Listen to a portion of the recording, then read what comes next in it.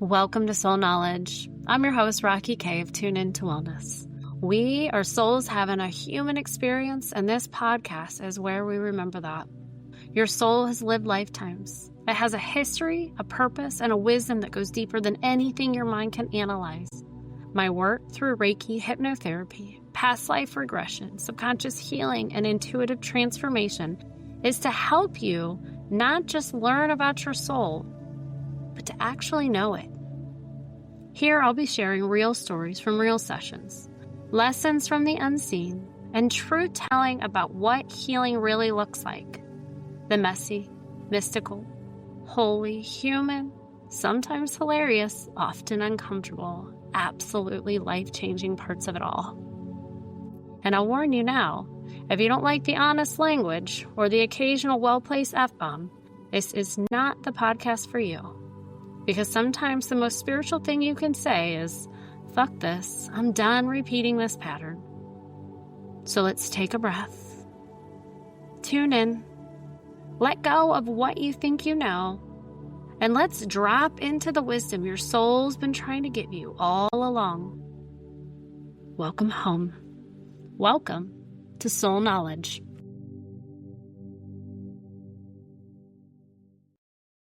Hello, and welcome back to the Soul Knowledge Podcast. This is Rocky with Tune Into Wellness, and today we have one of my most favorite human beings and my business coach, Elizabeth Henson. I met Elizabeth, it's been over 10 years because I know we had our little friendversary or however you want to say that on Facebook last year or sometime this past year. So it's been over 10 years. Shoot, I think it might be longer than that now that I'm thinking about it. But either way, so she personal trained with me and we've kind of just like kept in touch over the years as she moved from teaching to photography and into her entrepreneurship and her business coaching now. And I'm so excited to have her. And honestly, when she became my business coach, I was not looking for a business coach. I wasn't honestly looking for anything. And that's going to be, I think, a really fun story to tell today. And I know we told some of it on your podcast last year, but I think it's a fun story and it's definitely a part of my story. But you're such a big connector and I am excited to have you. So, Elizabeth, I want you just to kind of introduce yourself and say, tell the audience a little bit more about you. Yeah, I mean, I go back to Rocky's garage. So we go way back. And I think the reconnection, that's kind of like a good starting point for the story of I knew I was having this event for the first time. And I knew I wanted you to be in the room. And so we reconnected, we had lunch, and you kind of looked at me across the table and like did kind of like your little spiritual thing. And you were like, you're going to make a lot of money at this event. I don't know if you even remember that. Maybe kind of. Yeah. And I don't even think you really had any idea like what I was up to or what I was doing. Like you were a little shell shocked in that room in a good way. And I know that leading up to the event too, I started going to your events and, you said I'm a connector, but you're such a connector. And I think, I realized like, man, Rocky, if there's one thing about her, like she really attracts very high quality and loyal people. And I was like, I can't quite nail down like what it is that she's doing that's so magical, but there's something there. So I want her in the room at my event. And I feel like the rest is kind of history. Like you knew you wanted to join my program. I had to nudge you a little bit, not to like sleep on it and take too long. And all I know is that now, fast forward, I guess we're coming up on our third Elevate and Inspire. So this would be 2 full years or 3 full years, whatever that math is. But so many people have come up to me and just raved about like how much you've grown and what you're up to. Not to acknowledge me, but just like, oh my gosh, Rocky is killing it. I want to be doing as well as she is. And it's just been really fun to watch because you were just scratching the surface on like the meditation and the journaling when we reconnected. Oh, yeah. So when we reconnected, and I do remember the lunch, I was just starting my girls' night out and I did not have my space. And there were like literally 3 and 4 people there each week. And most of the time it was people that I invited and I asked them to come for no cost.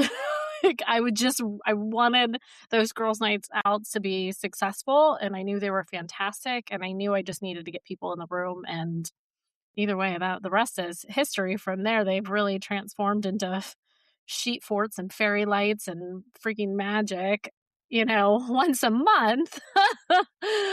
But that really was that was about a year into my like real shift, and I guess another awakening, if that's what you want to call it, where I was really tuning into where I was going and what I was doing, and I still wasn't super clear at that time. So that's probably why you didn't know what I was doing. I was figuring out the magic still. We're all still figuring it out. I love it.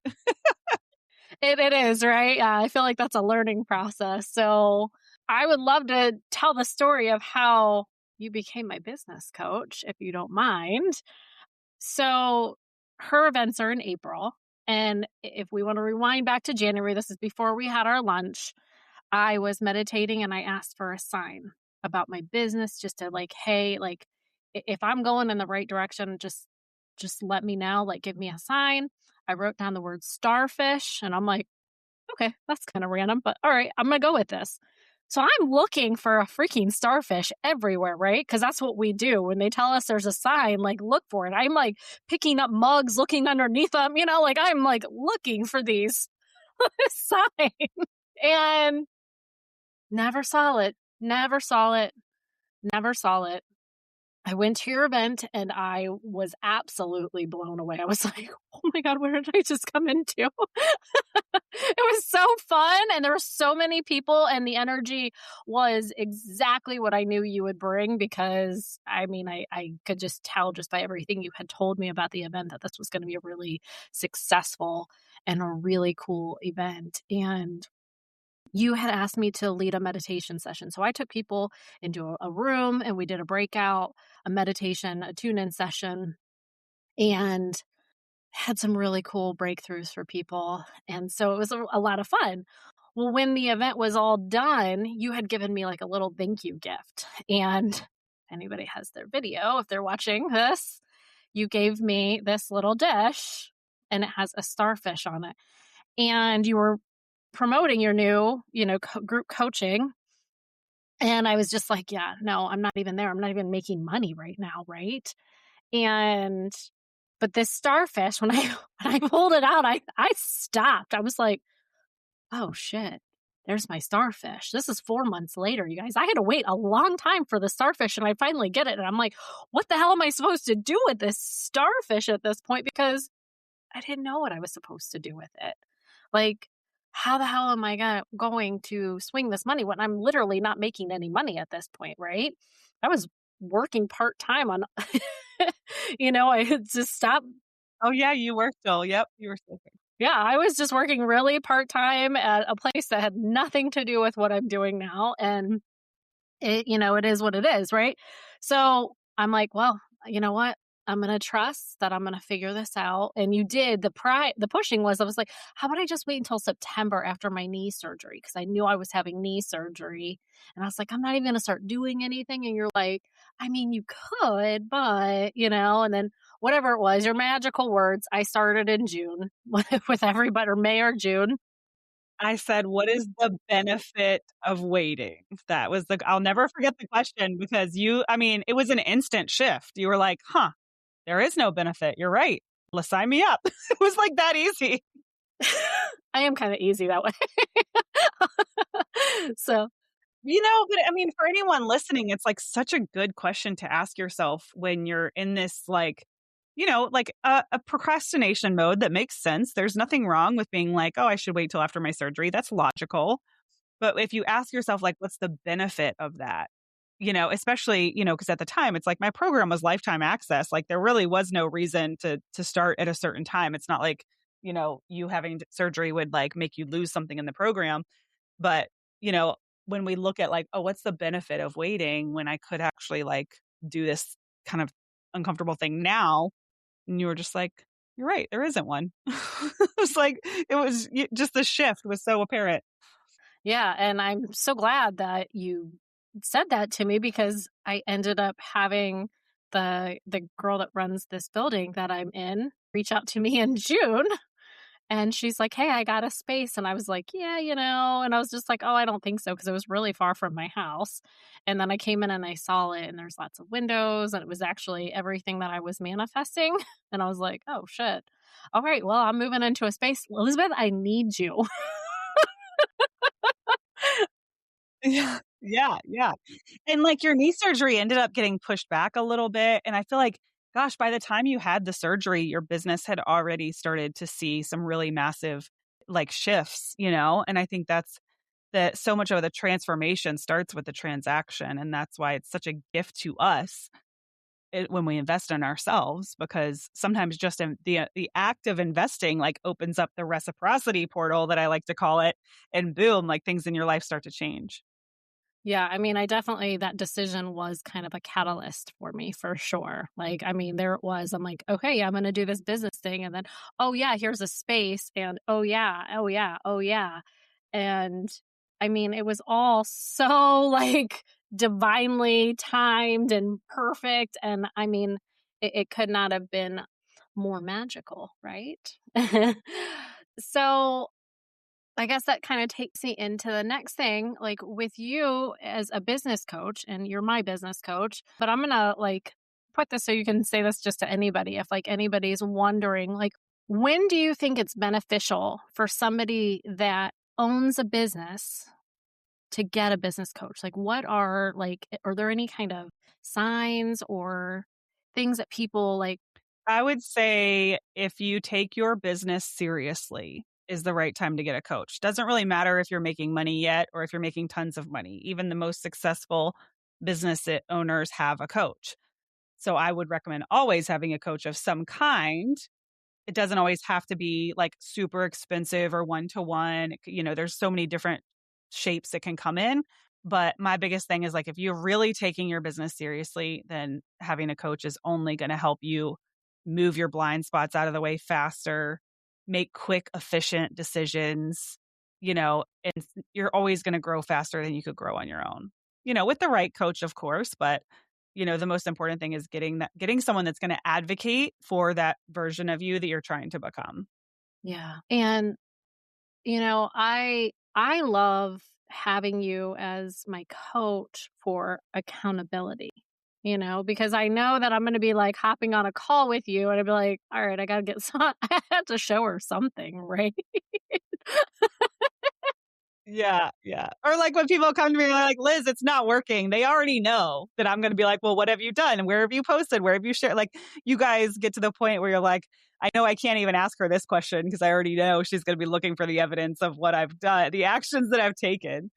So yeah, there is an accountability piece there. I feel like that's kind of a default though, like that happens so naturally because the magic in business coaching, or at least the way that I do it, is like when you don't do what you say you're going to do so that we can reveal some of those barriers or fears or what's causing the procrastination. So it's a lot more fun to coach you guys when you actually don't do what you're supposed to, but it's more fun than that to see the results when you do what you're supposed to.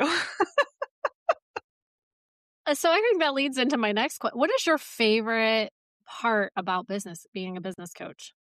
100% like the self-development piece. I mean, I love marketing and I could geek out about that stuff all day long, but I really like seeing people remove those barriers. So, like the specific look on your face when I said, "What's the benefit of waiting?" And you had a shift. You had a moment of like, "Oh, there really isn't one. I should do this right now." Not because that meant that you were signing up for my program, but I could actually see the change.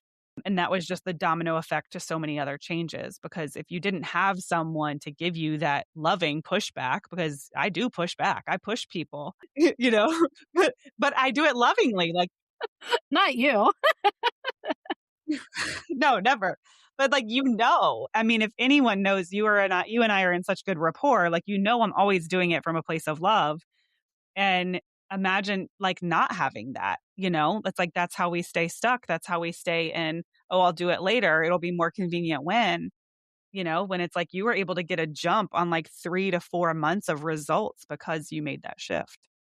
No, and I think that the shift, like, and being able to see that shift, I get to see that in my work as well. It's kind of I don't wanna, like, kinda put it in there with, like, a light bulb clicking, but you definitely see, like, it can be a very physical thing that we see, and I know as a person that has experienced lots of different shifts, like, you can feel it, like, you're like, "Wait a second, yeah, why not?" You know? Oh, I've definitely had some shifts and breakthroughs from your meditation and journaling, like and sometimes it's in an expected way, and sometimes it's in a totally unexpected way, but I'm such an advocate for creating space and silence for ourselves to get those downloads. I mean, there's massive shifts in that. Yeah, and I love, like, how you say, like, bringing in that quiet time. I think that's so important that people take the time to tune into their bodies and tune into the energy of their goals, right? And when we really, like, sit there in that silence, there is a lot of magic that really happens in that quiet, you know? In meditation, I named my business. I've done so many, like, I've named programs in there.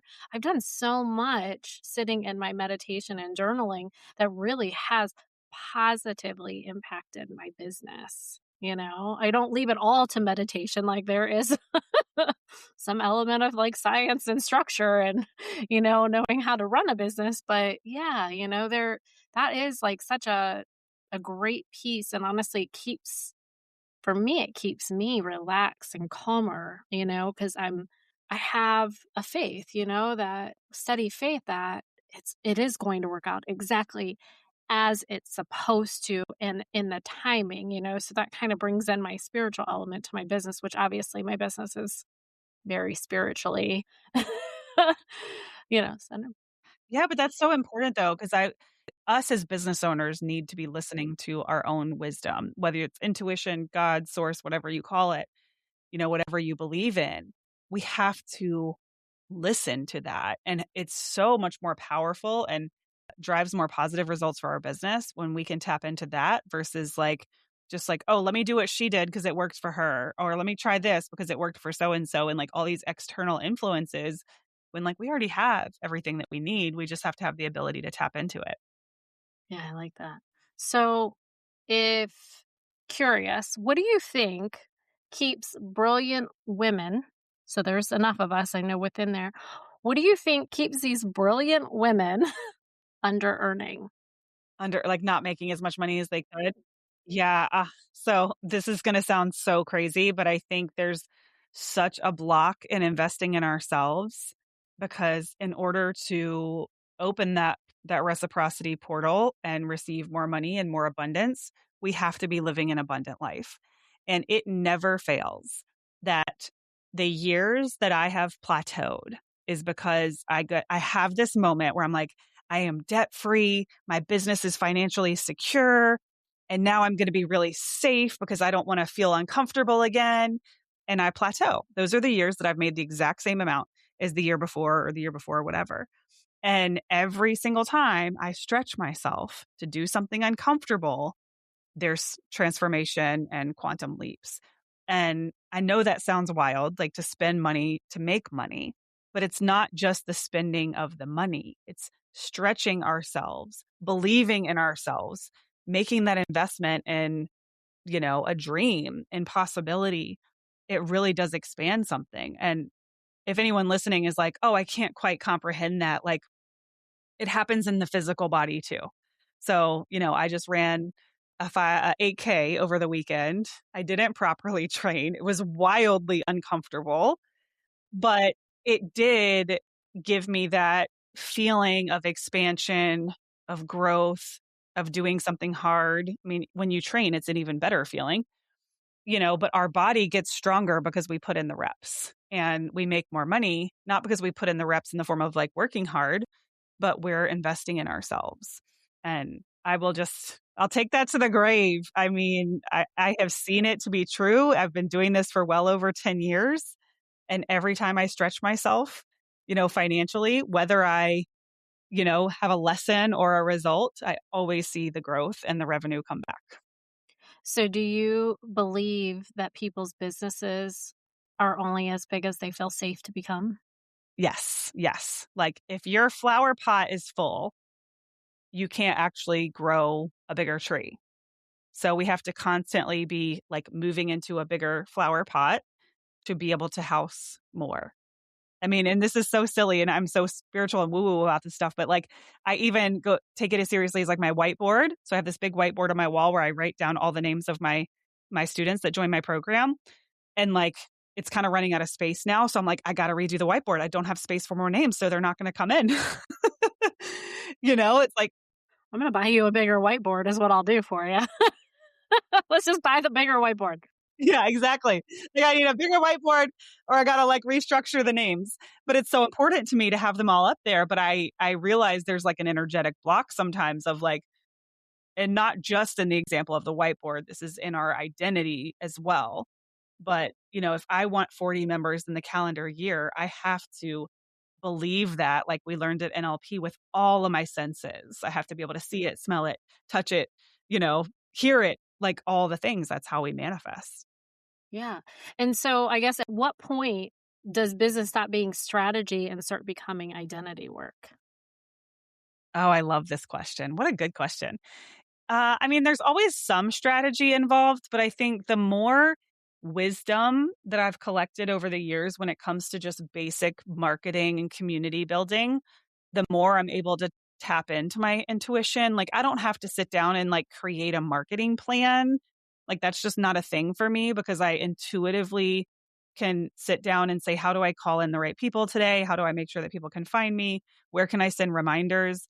And, it's like all that marketing stuff is just a well oiled machine for me. I'm always learning new things. Algorithms change, platforms change, but I trust like my inner wisdom. And I think that when people see that shift to that question is when you feel like you can 10 out of 10 trust your wisdom and lean into your wisdom. And we all have it, right? But I have a lot more wisdom now than I had 5 years ago.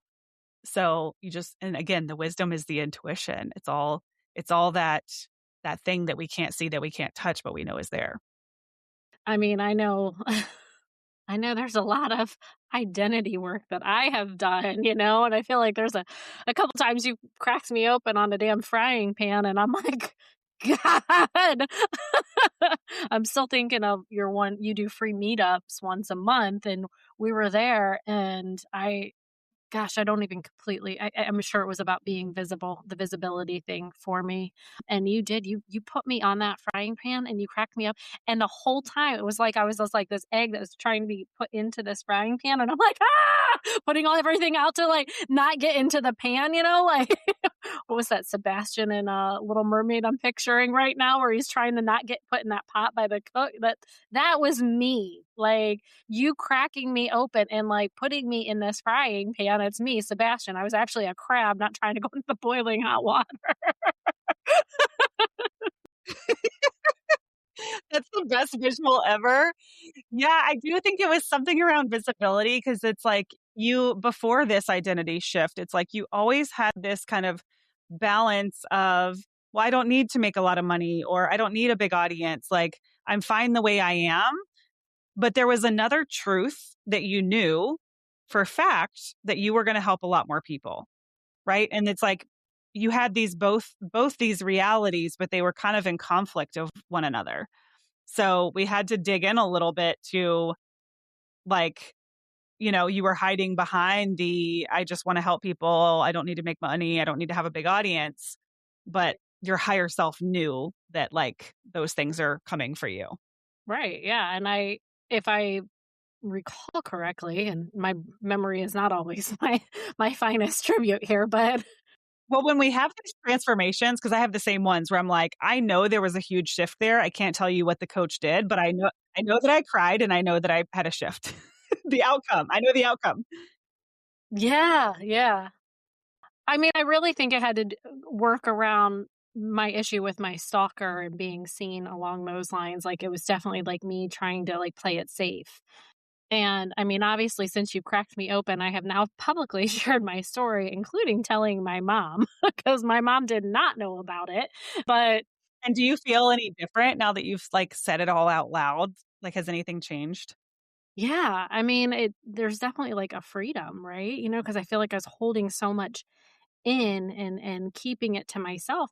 But obviously it was impacting my business. And I think that's where, a business is a true reflection of how you feel on the inside. Like, it's mirror work, right? Like, we can only be as successful as our body finds to be safe or we allow, and I've definitely found that to be true. Yeah, there's a lot of things in business I don't like to do, like, ugh, don't even get me started on the money, like doing all that kind of shit. Like, it is cringy to me, okay, to like sit and do this, even though it is what big girls do that run successful businesses. But Oh my God, I love looking at my money. Like, it's finding these points and why. Like, why is it cringy to me to do that kind of stuff? Why do I feel like I got to play small and not go, I'm going to help a lot of people, but I don't want a lot of people to see me, and it's like we're battling, and I'm sitting here looking in the mirror and I'm like, yeah, I don't know about that one. But you do have a gift. I mean, it is a true gift where you somehow magically, yeah, you're like crack us open and fry us up and fucking like a delicious scrambled egg. I don't know. Oh my gosh. Well, so much fear hides behind logic. It's like one of my favorite ones is like, that it just hides behind there. And I love catching it, especially with people like you where I'm like, I just know your higher self so well and what she's capable of. And it's like, she's always like, Liz, you got this. Tell her. And I am wildly logical too. Like a spiritual, what I have found as I've learned more and more about, I'm a very balanced person. Yeah. Yeah. I am too, for sure. Yeah. And I am equally logical as I am like, let's manifest the fuck out of this shit. Okay, right? You have to be a little insane to be an entrepreneur. So there's a little piece of the pie that's insanity. We'll take it. Oh, there's some crazy over here. Don't you worry. Oh yeah. Gosh. I'm like, if people only knew like what actually was going on behind the scenes with my business and, and my investing, I'm telling you. I wouldn't change it for the world. It's like, yeah, I've had some very expensive lessons. I share about those over the years. So I'm curious now, what have you noticed women are secretly afraid of when they finally start getting visible? Have you noticed anything in your Yeah, a lot of them have a fear of success. why do you think that is? Like something on the identity level, probably where they've been told they're too loud or they're too much, or there's a big fear of like what other people will think. Oh my gosh, if I speak my truth or if I say I like making money, what are people going to think about me? They're going to think I'm greedy. They're going to think I'm selfish, I'm materialistic. So, I think there's a lot of that too. I know I was personally like raised, to be polite and, to watch my reputation. So I had to work through a lot of like people pleasing that came with that. But yeah, I think that the fear of success is a big one.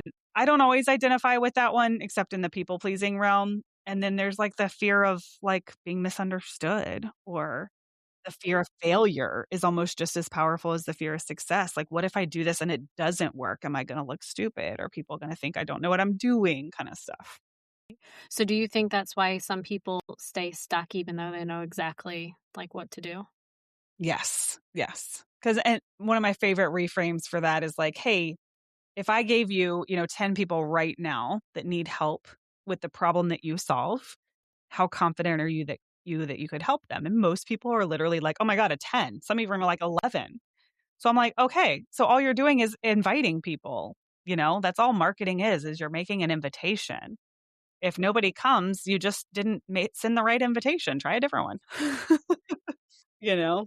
Right. Yeah, absolutely. So just money wise, since we're kind of like over there in that, like, what do you think shifts first when someone finally starts charging what they're worth? Mm. Yeah, I always like cringe a little with the whole like charge what you're worth phrase, even though I think it's like identity, right? Like charge what we believe our worth or our identity is. You know, I think when we say like, oh my God, I'm going to charge what I'm worth, it's like, but that's subjective, right? Like There's always going to be people that say, Rocky, you're too expensive, or Rocky, you're too cheap, or there's no matter what, whether you have a $7 offer or a $7,000 offer, that's always going to happen. But it's like our worthiness is like our identity. We have to 10 out of 10 believe this is a no brainer. People would be crazy not to do it offer. And when we really sit in that energy, like it will fly off the shelves. I mean, I sell my coaching program the way I do because I know there's no one better than me that's more affordable than me. And I can say that with such conviction, you know, and that's the difference. So do you think that money exposes people or expands who they already are? Both. I mean, it's going to expose our limited beliefs, our money stuff will come out all the time. For example, when we offer a discount when someone hasn't asked for it, right? I sent an email today and I'm like, I already know this person can be a little money funny. So I was like, here's your coupon code, but she didn't ask for it. And that's kind of against my rules. Like, I don't tend to offer a discount unless someone tells me that money is their barrier because we're making an assumption. Like, there's a lot of times that I go buy something and I'm like, no, I don't want to get it cheaper because I want the full experience. You know, when I was a wedding photographer, I took the time once to look at it's like a year later after I'd gotten all these inquiries and I stalked all these brides because I was convinced they found a cheaper photographer. And I was wrong. Like 80% of them found a more expensive photographer. Because if people do have money to budget for something and then all of a sudden they're being told it's less affordable, they're going to assume it's not as valuable. There's a lot there. And so when we automatically offer a discount, they may be like, oh, well, is she like desperate? Does she not have enough people? You know? So I'm curious, what beliefs about money had to die in you to get you where you are right now? Oh, I love this question. So one of them for me that I'm still working through in a lot of areas is my dad would always say, you can't always have it your way. Right? He's not wrong. I mean, gosh, like look at our toddlers. They can't always have it their way. Right, right. You know? So I'm definitely not judging him for saying that. Like that is a fact. Toddlers cannot always have exactly what they want. However, something on an identity level landed with me of like, I can't always have my way. So what a blocker to full abundance and full manifestation or being able to literally do whatever the F I want to do when it's like kind of on the identity level that I can't always have things my way. So that's definitely one that I've had to work through on like a money level, but also, that comes up in a lot of different ways around manifestation, and abundance. And I think my people pleasing stuff too of like, yeah, I want it this way, but it'll be smoother and better if everyone else in the room around me is also happy. Definitely. Yeah, I mean, it's really interesting how little phrases that as an adult reflecting back on a childhood, like in your childhood, it makes perfect sense. There's nothing wrong, but people carry these words like they become embedded in their identity. And, in hypnotherapy, I have seen it so many times, like these little phrases, these little words, it becomes their identity. And then it dramatically shifts everything in their life and how they show up for different things. So it's definitely, I think it's important for people to get into these, like find where the root of this problem is, because it could be something as that and be like, okay, do you understand it now? Like you can take a different perspective as an adult versus the 3-year-old that, dad was talking to. Be like, oh, yeah, okay. I got it. I got it now. Yeah. Yeah, he did nothing wrong, but it's like these little things, they just, they stay in our body and they stay in our identity. And my oldest right now, like, just spends all her money on her friends. I mean, she just is buying her friends gifts left and right. She shares her lunch, like, but I keep telling myself, like, I would so much rather her feel abundant and like money is easy to make than the opposite, Yeah, definitely. Women. you know? Because she knows how to make it. She knows how to go help us with the cars. She knows how to invest her money. She knows how to make it. So why not let her be abundant with what she has? Yeah, and know that it can be easy. Like, I literally actually, before we started recording this, I did a session with Megan, blacksmith, and I was going with my physical body, okay? Because like, I'm always, like, hurting, I'm always in pain, and I looked at her, I was like, "Hey," like, I'm actually reflecting on it, and I was like, "I don't actually remember any time in the past 20 to 30 years where I have had an extended time where my body didn't hurt in some way." But then it went into, like, going into my childhood about having to work hard and, like, then, like, all this success and all these praises when I had worked really, really hard, you know? And even worked through injuries and played sports through injuries and pain, and I did well, and I got praised for it, and then I'm carrying this into how my body's physically showing up in life, but then also into my business. I'm trying to make everything really fucking hard.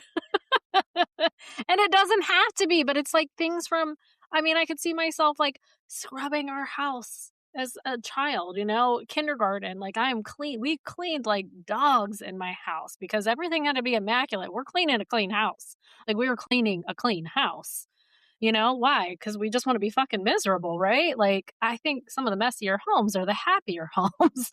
And Oh, thank you for saying that. I checked that box. you're welcome.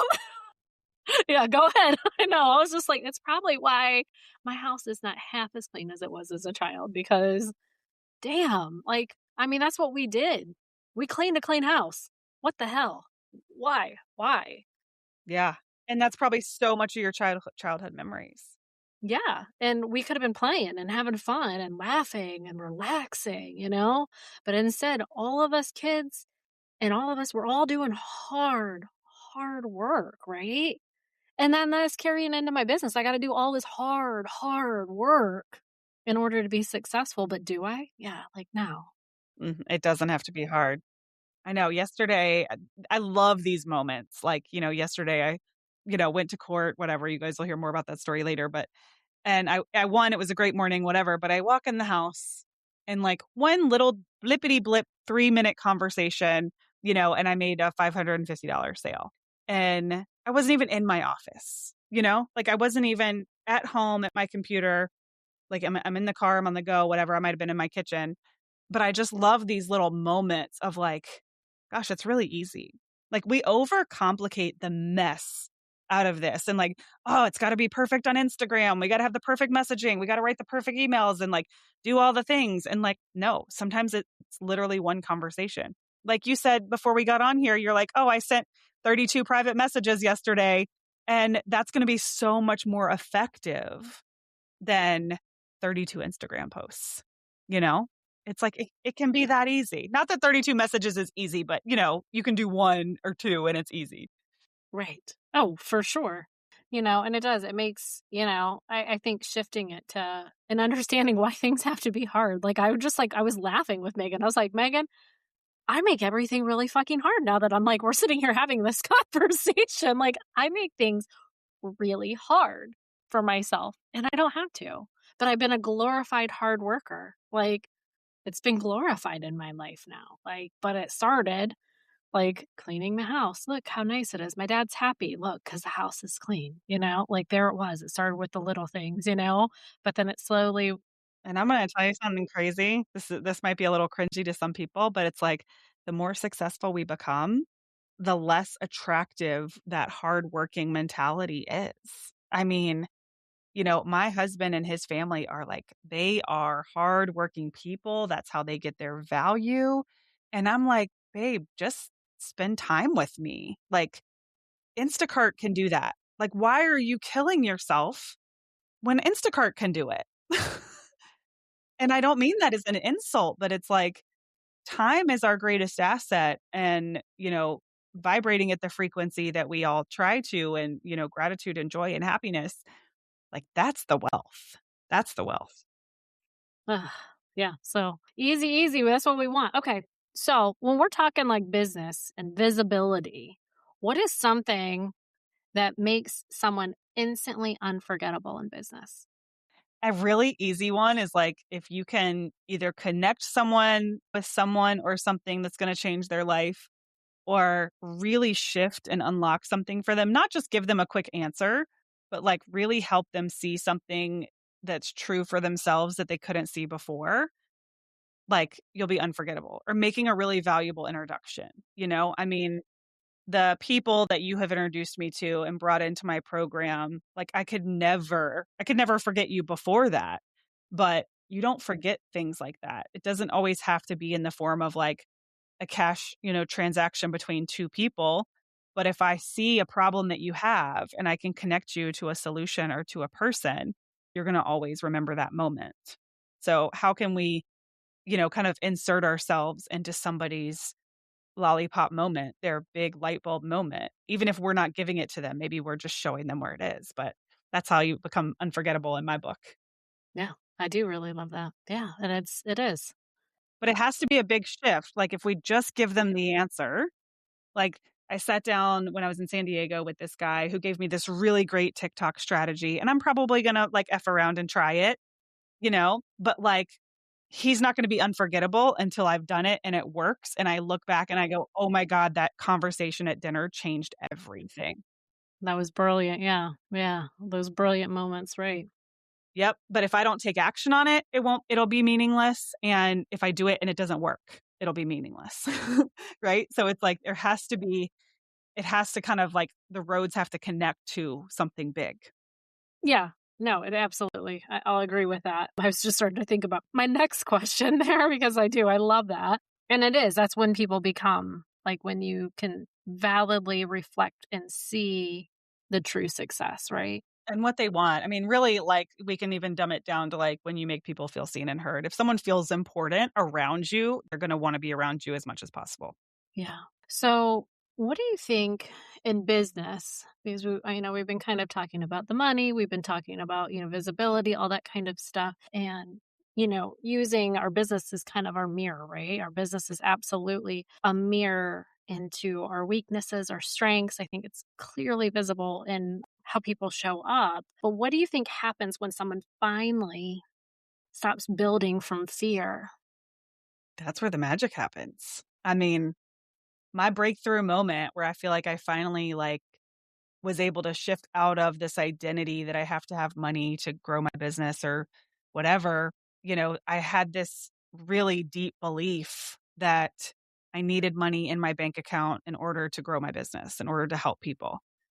And, my coach did some magic stuff where my brain turned into scrambled eggs, and I re I realized, like, those 2 are not related. Like, I can have 0 in my bank account, and my gifts are still my gifts, and I can still help people. Just like you can help someone meditate and journal and have a breakthrough with nothing. You don't need anything to execute that. And there was that's not gonna be everybody's, like, magic moment, but for me, like, it kinda gave me that freedom to be like, "Well, what the fuck am I afraid of? Like, I can lose all my money, and then you can't take my gifts, you can't take my superpowers, you can't take the way I help people, so I'll just build it again." I'm literally fearless when it comes to money. Now there's, like we have to have a little logic, like, my husband cares a lot about money. I was like, let's bring the husbands into the conversation. Yeah. I mean, I have children that have needs, but when it comes my business and my personal are 2 very different entities, and I think a mistake a lot of people make is they really morph those into one identity. And, I had to make a tough decision this week about what's best for my business. And I had to really sit in that truth of like, I know that my emotions want this thing, but this is actually what's best for the business. It's like we can look at the business as having a like breath and life of its own. And sometimes we do have to make hard decisions, but I'm not afraid of losing everything. Therefore, I show up and play full out in a way that I didn't when I was afraid of not having money or losing something. Yeah. I think that's really powerful. And I think it's really important to emphasize that, like, our gifts can't be taken from us. Like, we have, all these women, like, we have gifts, whether you're in business or not, right? We have gifts.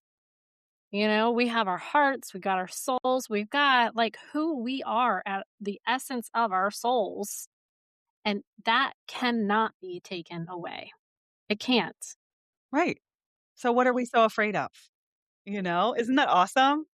Yeah, I love that. It's so powerful, and I do, in my line of work, I do know that we can lose ourselves and we don't see those valuable gifts because they've been wounded. They're hidden by stress, they're hidden by other people's words and manipulations. And so that's what I love about what I do with people is I can help them uncover all of that and find those beautiful gifts that lie within each other. That is our magic, that's our power. And when we are really all truly living in our superpowers, I mean, right? There's nothing to be afraid of, right? Yeah. Good shit happens. Really great shit happens. So I got to ask you, Liz, purpose, sole purpose here. Okay. Now, I mean, I know you were a teacher, a high school art teacher. You were a photographer, and then you moved into this entrepreneurship, helping entrepreneurs, and now you're this, I would say, a very fantastic and amazing business coach. And I'm not saying that lightly because I don't trust everybody or anybody. And obviously my soul soul picked you, okay? Like, how do you feel like that aligns with your purpose? Like, I mean, you've had so many different steps leading up to that. Like, tell me about like your path and your purpose here. Yeah, I love this so much because, this has been something that I really uncovered in my 40s. And, my mom, when I was young, used to say to me, like, always do what you love first and then find a way to make a living doing it. And she wasn't just saying it, she modeled it, by quitting a nursing job. She was raised to be a teacher or a nurse. That was their generation. There were no other options. You're a teacher or a nurse. And so her sister was a teacher and she was a nurse. And she really loved art and pottery. She was a great photographer too back in the day. But pottery's like what she really wanted to do. And I had to have been like 12 or 13. And she quit being a nurse at Duke, very successful, very good salary to become an artist full time. And meanwhile, she was always saying to me, I'll never tell you what to do with your life. Do what you love first, then find a way to make a living doing it. So little did I know, like, what kind of seeds that was planting because I always had this entrepreneurial kind of free spirit way about me when I was becoming a teacher. Teaching literally was just because of my love for field hockey. Like, I was a field hockey coach and I was trying to figure out how to make a living doing that. So notice I was still a coach, just coaching something different. And I remember telling the principal, like, "Oh, I'll just, like, use my graphic design skills and, like, start a t-shirt business and I'll be able to coach." I just remember people, like, laughing at me. Like, they thought I was so ridiculous and incapable, and there's been a lot of moments in my life where people have kinda told me I couldn't do something, like, "Oh, you can't play at Old Dominion, even my girls can't play there," like this other field hockey coach. And, I just proved them wrong, but it never really came from, like, "Oh, I gotta prove them wrong." Was almost like I just believed in myself in such a delulu way, and I think that's because of the words that my mom said to me at that pivotal age. But fast forward to my 40s after kinda, like, career hopping, entrepreneurial hopping, it was like a rock fell on my head and was like, "That is literally your dharma, to help people do what they love and figure out how to make a living doing it." And those exact words were placed on me by my mom. And if you're spiritual, then, some of us believe that, we pick our parents for a very specific reason. So I was like, I'm going to like get emotional. I'm like, I know why I picked my mom. And it's like, that's truly like why I'm on the planet. It's so simple to me to just help people do what they love and make money doing it. And that's my dharma, that's my sole purpose, and that's, like, interwoven into the way I show up in every fucking thing I do. And that's like a beautiful, positive way to have words intertwined with who you are, like integrated into who you are and how you exist and show up in the world. And I mean, that's, phew, that is like, 100%. There was no part of me that ever thought it wasn't possible. Like, it was literally, like, not even in my DNA. But I did have to see someone. Like I perform very well when I can see someone doing what I wanna do. So, when I was waiting tables, this sweet little girl named Amanda, not our Amanda, different Amanda, became a wedding photographer and a successful one, and she was my wedding photographer. And all I had to do is see someone else doing what I wanted to do. And boom, like the floodgates were just opened. And then, once I became a photographer, that's like my entrepreneurial like gateway drug. It was all over. I love that. Yeah. And then once you see it, you're like, oh, okay, that's all you have to do. Okay, cool. Let me like go ahead and just knock this out. Yeah, I mean, it was not long at all before I started helping other women, start their photography business. And I was like, it's not really the camera part that I like teaching. It was something about that moment where they said, wait, like I can actually do this and make money. It was that moment, and when people come to me and they're like, how do I figure out my dharma? How do I find my soul purpose? Like there's so many people that they want that. And I say, you have to look for breadcrumbs throughout your entire life of like moments that gave you a feeling. So you're not looking for the actions themselves, but moments that gave you a certain feeling. And I promise you, if you can really identify some of those moments, you'll find the patterns. And for me, it was in showing people what's possible. Every breadcrumb was a moment where somehow I was unlocking something that showed someone what was possible. So in my mind, I would say, how can I be the show people what's possible person? And like that's not a job title, but that's what I just tried to do every day. Yeah. I mean, I've had enough people come in here and be like, I don't even know what my purpose is. I'm like, okay, let's talk about it, like let's find, and you say, those little moments, and like me, I'm just like, I mean, what do you love to do? What makes you light up? What makes time pass by so quickly that you don't even realize that time has gone by? What makes you feel like alive and good and like it brings you energy, it doesn't drain your energy. And I've always been the person too to say your purpose also doesn't have to pay your bills. Like not everybody is going to earn a paycheck from their purpose. Sometimes we just have to have jobs that actually pay the bills. Like there could be those and there could be something else where you're just like working at a soup kitchen, and being charitable in that sense because charities do need to run, churches and everything. Like there's so many places that need volunteers that could be where your purpose lies too. It's somewhere in there too. But Yep. And if that's your true soul purpose, it'll find you and success will follow. Whatever that it doesn't have to be, like you said, money. Maybe you have a secure day job or a rich husband, but it will find you to the point where everyone that knows you knows that that's what you're passionate about. You can't hide it. Like nobody can spend more than an hour with me. Unless they don't ask me any questions, that does happen. But like, the normies out there. But I mean, most people that know me at all, they know that like, I'm not quiet about what I do. right, no, and you're not, and I like that about you, so it's good.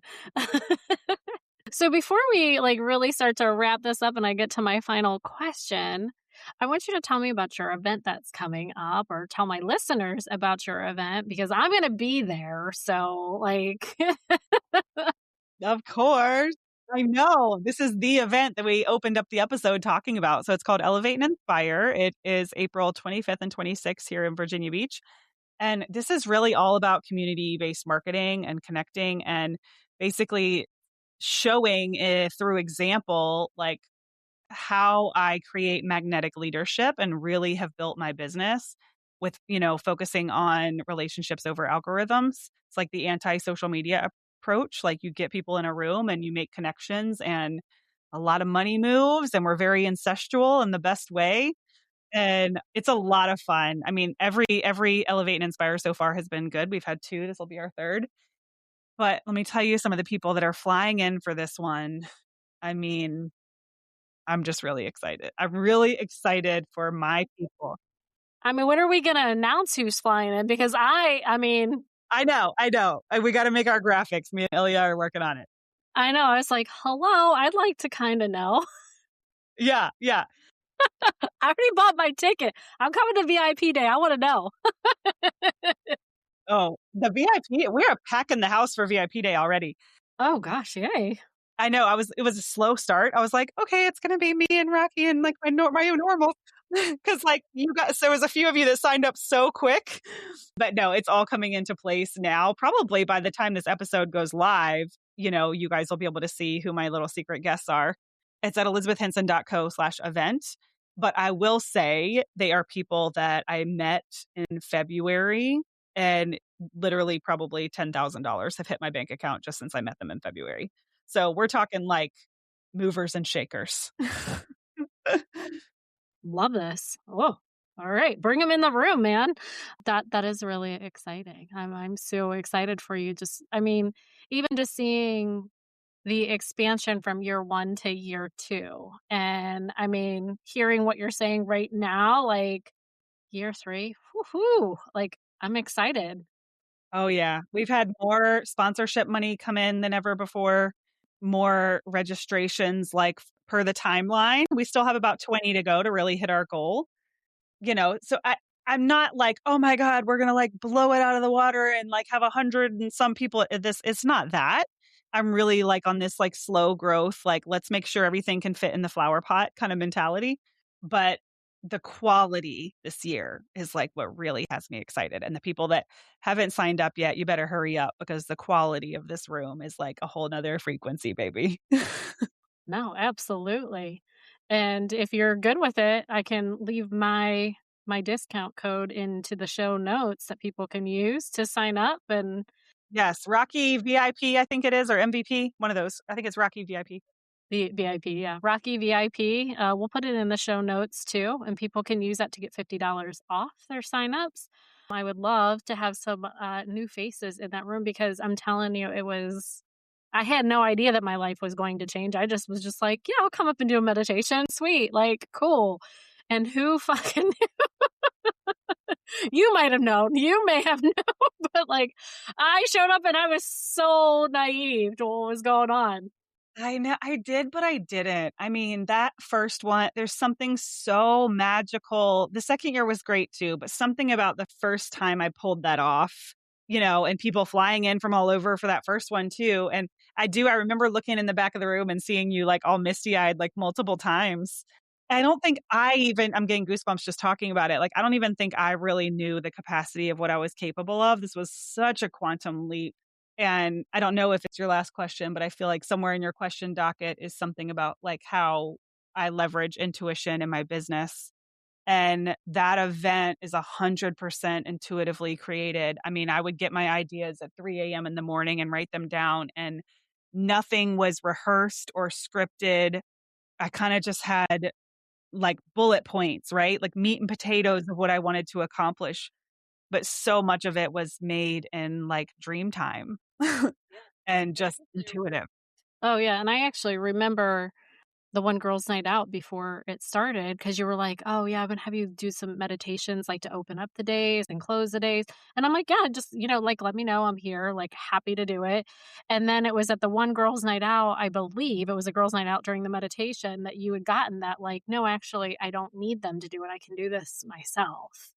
And that for me, like, sure, I'll get up and do meditation. I love to do that kind of stuff, but like that's so powerful because that's what I want people to do is to, like to be empowered and do it themselves and not be relying on things. So like you stepping into that power, like, no, actually, I can do this visualization. I can do these meditations. I can put people into the state I want. And that's super powerful. Yeah, and I've really enjoyed that. Like, this year, I think I'm probably gonna delegate quite a few of the meditations, but gosh, like, that really unlocked something for me too. On like, I know I want these I call them meditations. How do you morph that word? Meta visualizations. Yeah, I like that. But I knew I kinda wanted them to be a certain way. And yeah, that I forgot all about that. Thanks for that reminder, because that totally happened in sitting in your meditation, that I knew that that could be possible for me. And yeah, I loved it. People were like, "I want the recordings, blah, blah, blah." I still do some of them for you guys in our Elevate calls. I try like once a quarter at least to do one. I love them. Yeah. I mean, I do. I love them. And I was just like, how fun. Like that came. from one of my meditation sessions. I mean, Yeah, it totally did. Yeah. it's so and I think that just emphasizes it really is important for people that are running businesses that are living a life in general to take the pause and take the time out and like tune in to like what their bodies, their businesses, their life is needing and wanting, and we can get so many answers, and they're usually pretty fucking brilliant, because when we give ourselves that time, anybody that's running a business has to be some sort of high achieving, successful human that has to have a certain level of intelligence. And so if you take that time out and like meditate and listen to yourself, there's a lot of magic. So for sure. So much magic. I mean, even like when I'm trying to figure out what to prioritize, I'm like, Liz, just step away from your desk and get into silence for a few minutes. And that always is like, bing, this is what you're supposed to do next. It's not going to come from these million tabs I got open. I have to step away. And then it's like, oh, I know exactly what I'm supposed to do.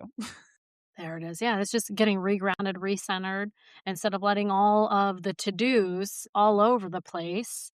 And, when we are doing things in business, we're creating, right? And anybody that is in a creative space, they actually, I don't want to really, like, you're not really levitating, but your energy is up in a higher space.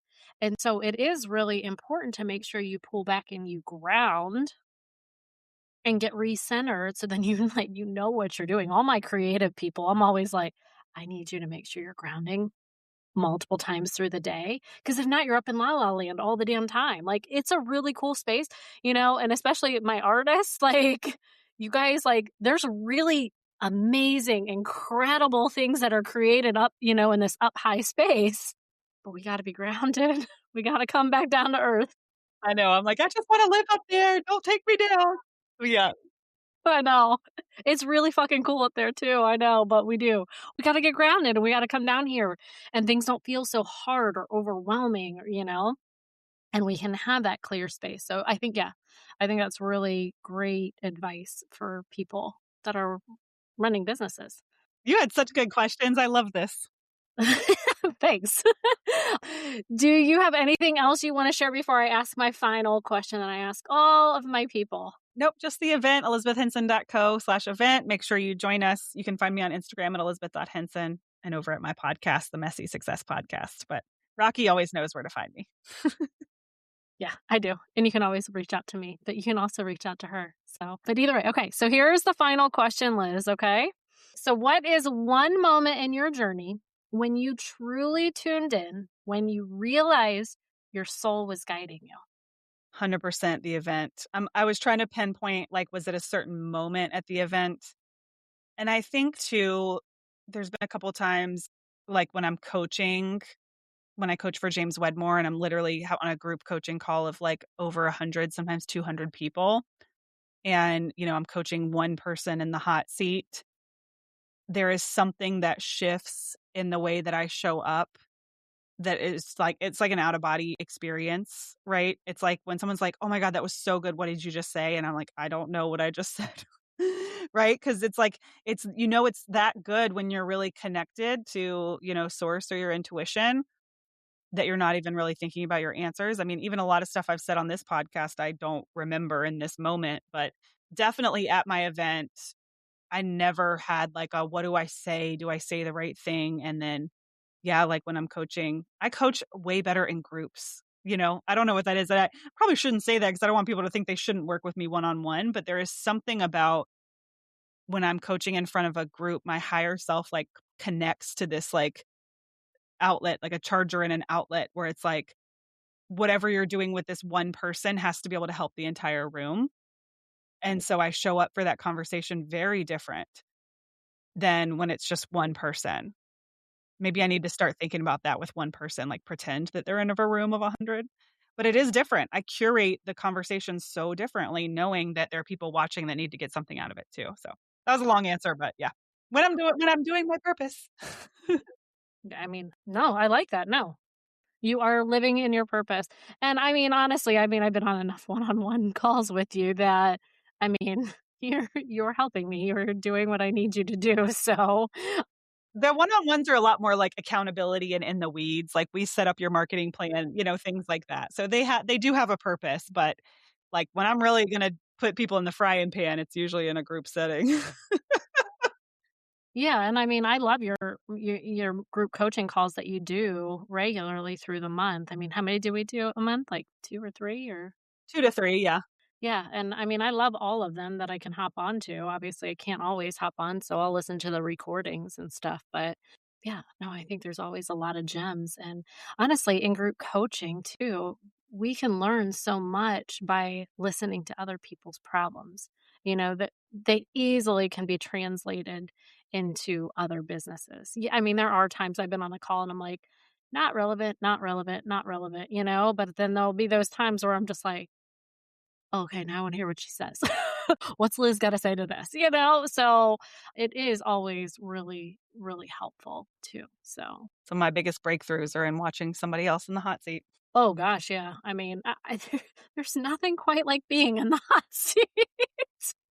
It's usually like a blackout, but then an amazing result. I was like, "Ah!" Everything in my body's like, "Oh god, don't pick on me." And then when you feel like the whole, everything comes into, like, a tight ball and you wanna cry and scream and run out of the room, I'm like, "Alright, we're about to get somewhere good. Let's go." Yep, you know it's coming. So you had to be very strong, to have a business coach because she's gonna call you out on your shit. And, I mean, I know I always appreciate I'm like, "Sweet." Like, I love when I get in the hot seat, even though I hate every second of it. Like, I'm always so grateful. I'm like, "Oh, well, we just peeled back another layer. Perfect. Great. I hope my mascara is not running." It's like working out. You never say, "I wish I hadn't gone to the gym today." You're always glad you did, even if you hated it.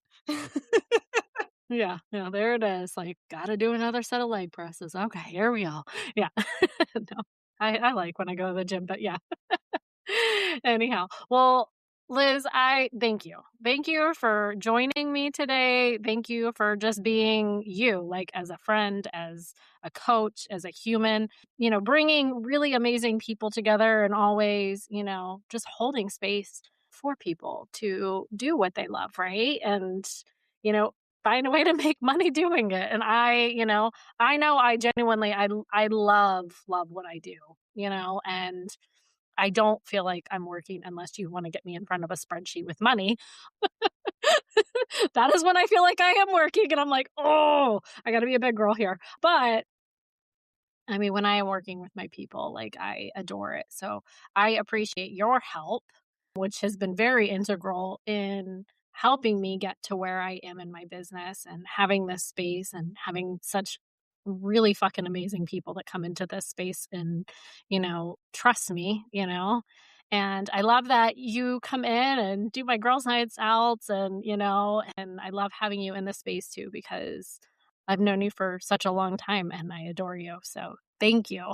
It's one of my favorite spaces. Every time I walk in, I'm like, "Oh, finally, I'm home." It does. It feels like home when you're here. Like I do the same thing every time I walk into my office. Like this is where I work. I walk in and I'm like, oh, thank you. It is. It's a great space. So if you are in the area, please come see me because it's a beautiful space and it really does feel good. So Yes, go to the girls' night out or the meditation nights, I highly recommend. yeah, yeah, absolutely. And please, if you are a business owner or you're wanting to be a business owner, I can't encourage this event more or enough because it really is life changing and it really was something that has I mean, I don't think if I had not gone to that event that I would be in this space or the situation that I am now. So thank you. I know, and you're killing it, you're doing such a good job, yeah. I love it. Thank you so much for having me, Rocky. This was such a good conversation. Yeah, thank you. Thank you again. And everybody can look down in the show notes to contact Liz, to go to her event, to get my discount code to get $50 off your ticket. And until next time, this is Rocky signing off. Thank you for tuning in and for doing this work, not just for yourself, but for everyone connected to you.